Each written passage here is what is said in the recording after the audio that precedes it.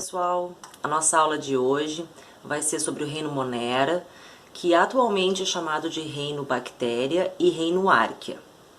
Esses seres vivos, eles são caracterizados por serem todos unicelulares. Lembra, unicelular é o ser vivo que tem apenas uma célula. E além de serem unicelulares, eles são procariontes.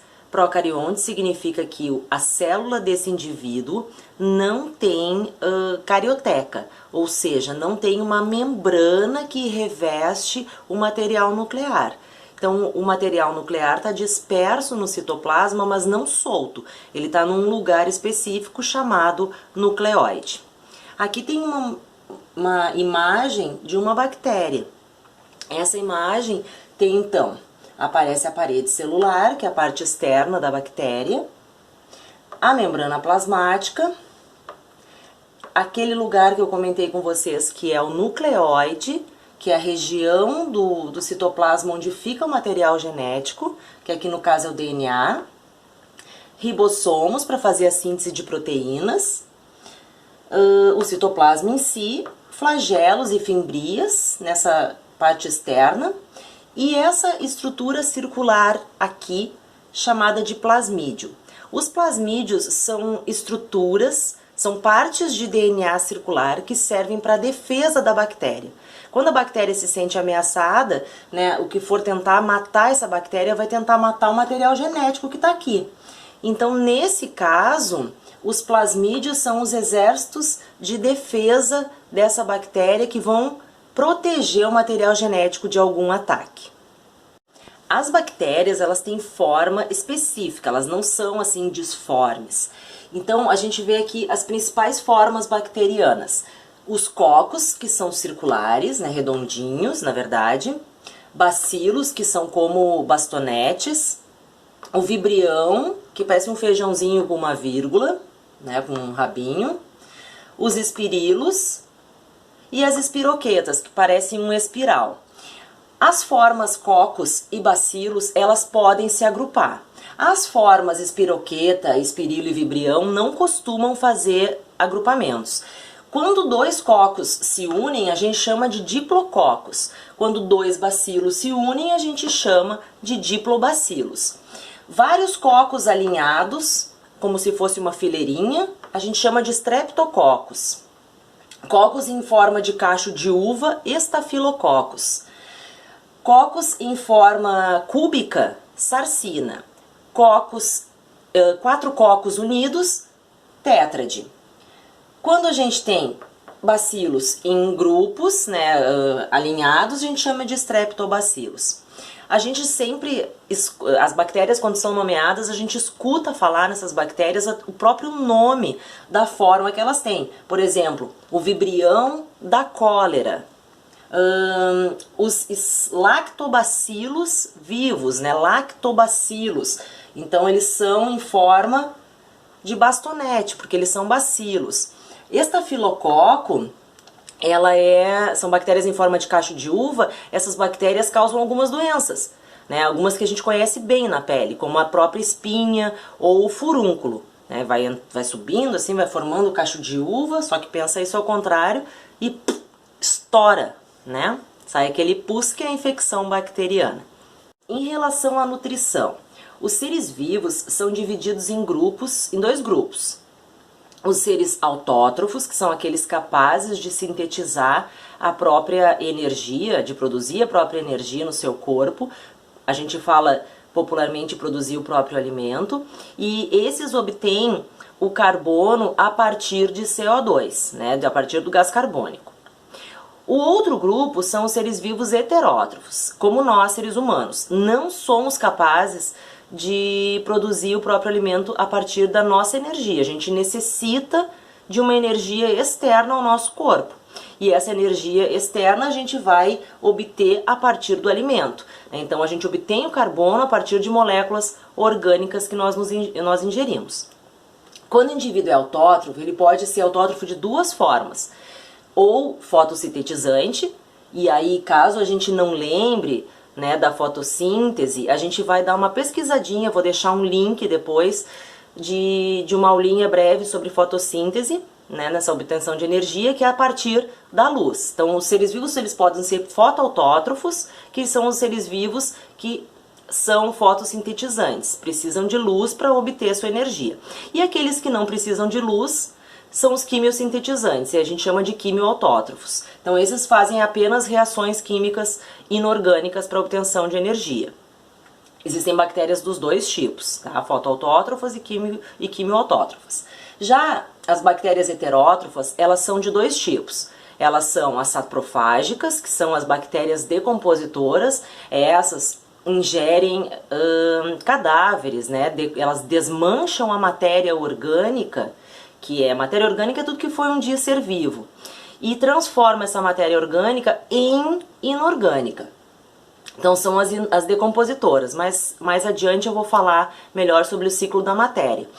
E as bactérias que são parasitas, essas se alimentam de tecidos corporais, né, corporais de outro ser vivo, e desta forma causam doenças, né? Então são patogênicas as bactérias que são parasitas. As bactérias ainda podem ser classificadas quanto à presença ou não do oxigênio nas suas reações, tá? Na sua respiração, nas suas reações químicas. Quando as bactérias são chamadas de aeróbias ou aeróbicas, elas necessitam de oxigênio para respirar. Então essas só sobrevivem na presença de O2. Quando as bactérias podem ou não utilizar o oxigênio para sobreviver, elas podem usar a respiração ou fazer um processo que a gente chama de fermentação para sobreviver. Essas bactérias são chamadas de anaeróbias facultativas, porque elas podem ou não usar o oxigênio para sobreviver, respirando, ou elas fazem fermentação, né? A fermentação é usada em vários processos, até para produzir alimentos que nós ingerimos, nós seres humanos ingerimos. E por fim, as bactérias anaeróbias obrigatórias. Essas não conseguem sobreviver na presença de oxigênio, né, de O2. Elas vivem normalmente em intestino de animais, elas não são bactérias que conseguem sobreviver na presença do oxigênio. E de duas formas, assexuada ou sexuadamente. Quando a reprodução é assexuada, significa que os seres vivos não trocam material genético com outro indivíduo, né? Um indivíduo não troca material genético com outro. Assexuado não é, não tem sexo, não é isso, tá? É só que não tem compartilhamento de material genético. Nesse caso, a reprodução assexuada que as bactérias fazem se chama divisão binária. Divisão binária pode também ser chamada de cisciparidade ou de mitose. Que processo é esse? O processo onde uma célula mãe, a bactéria inicial, ela vai sofrer um estrangulamento do seu material genético, do seu citoplasma, e vai se dividir em duas bactérias filhas, ou seja, em duas células filhas. É como a mitose, uma célula mãe origina duas células filhas idênticas entre si e idênticas à original. Nesse caso, todo mundo compartilha o mesmo material genético, já que o material genético é dessa célula inicial, né? Esse material genético é o mesmo, só está dividido em duas. Quando a gente tem divisão binária, a gente tem a produção de uma população clone, porque a população é toda idêntica entre si. Isso é muito ruim quando as bactérias precisam atravessar alguma adversidade. Por exemplo, se tiver com uma infecção bacteriana e começar a tomar um antibiótico, as bactérias que se dividiram desta forma, se uma delas for sensível ao antibiótico, todas as demais vão ser. E aí acaba que todas morrem. Então, frente a adversidades, é ruim, né, para os seres vivos se dividirem assexuadamente. Porém, para aumentar o seu número, é muito eficiente, né? Porque ele vai aumentando, essa daqui também depois vai aumentar para 2, e aumenta muito facilmente o número de bactérias, o número de seres vivos.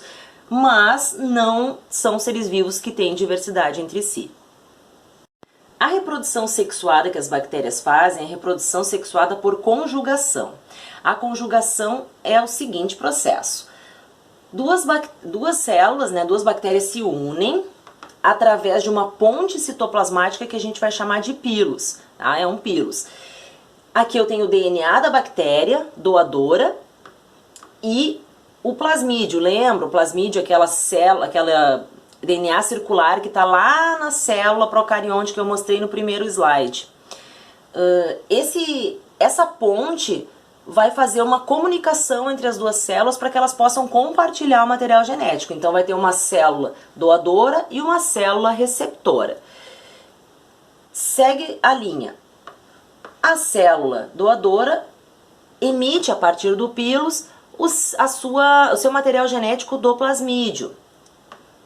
Uma parte dele entra nessa segunda célula e quando o processo de conjugação é terminado, elas se separam e a célula receptora já está com um novo material genético agregado.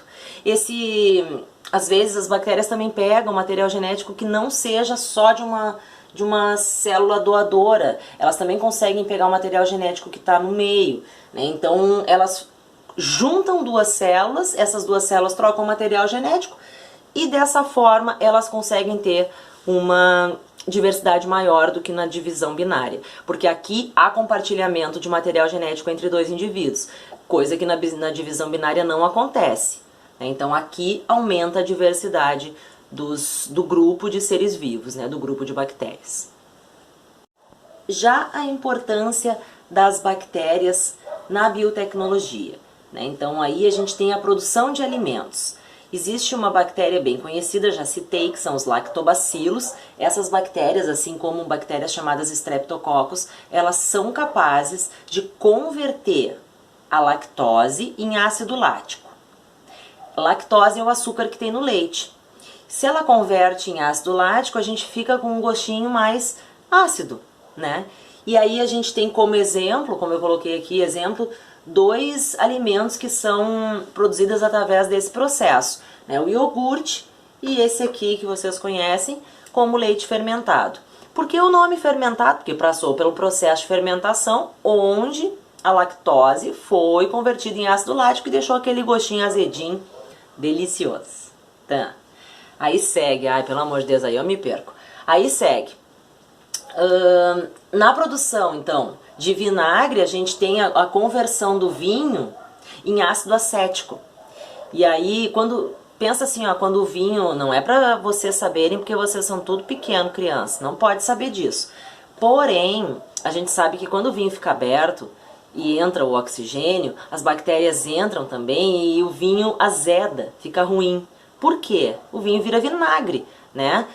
As bactérias vêm e convertem o vinho, o álcool do vinho, em ácido acético e aí vira vinagre. Ainda a gente tem processos biotecnológicos de produção de acetona, de etanol, de metanol, né? São processos que todos de conversão que as bactérias fazem para produzir essas substâncias que são importantes para a nossa vida, enfim. Processo de biorremediação. A biorremediação é quando um ser vivo é capaz de limpar um ambiente, despoluir.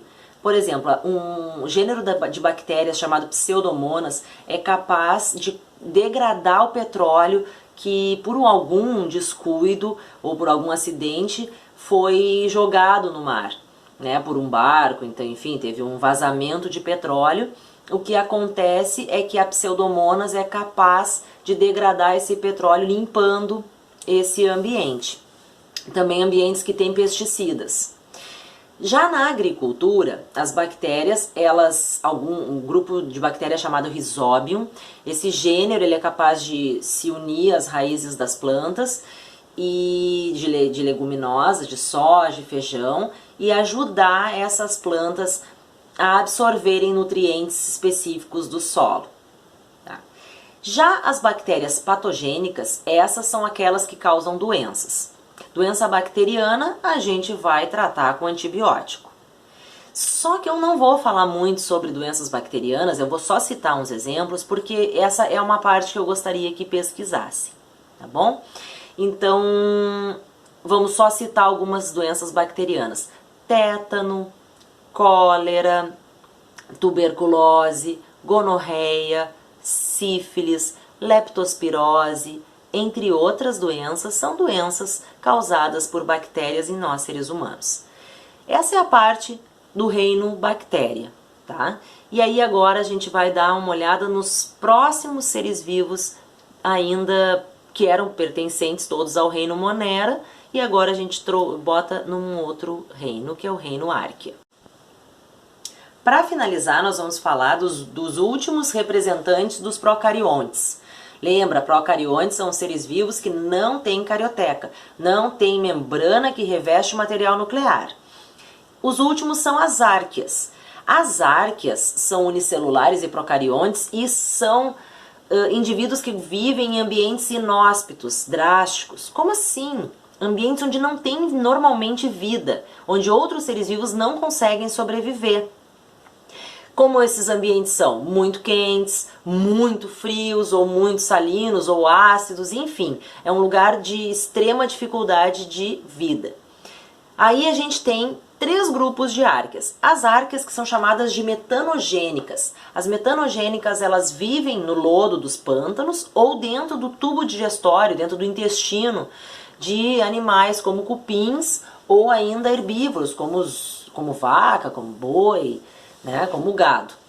E ali dentro, né, vão consumindo os restos que vêm do intestino, do bolo alimentar dos animais, tanto do cupim quanto da vaquinha, e aí vão produzindo gás metano que vai saindo puf, puf, puf, puf, puf, né, de dentro dos bichinhos. Ai, ai. E aí tem as termoacidófilas, que são aquelas que vivem em ambiente muito quente e muito ácido. Ambiente de extrema temperatura elevada, de temperatura extremamente elevada e acidez muito grande. Que ambiente é esse? Vulcão. O vulcão é assim.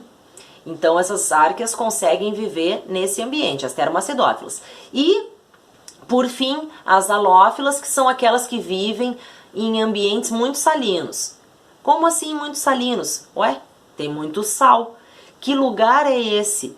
O Mar Morto. O Mar Morto leva esse nome porque não conseguem sobreviver seres vivos nesse lugar por causa da alta salinidade que tem. Então, as árqueas lá, as halófilas, conseguem sobreviver no Mar Morto. E aí, a gente encerra os nossos seres procariontes, né, as bactérias e as árqueas. Desejo que vocês tenham apreciado, que vocês tenham aprendido alguma coisa e desejo que a gente possa se encontrar em breve. Um abraço.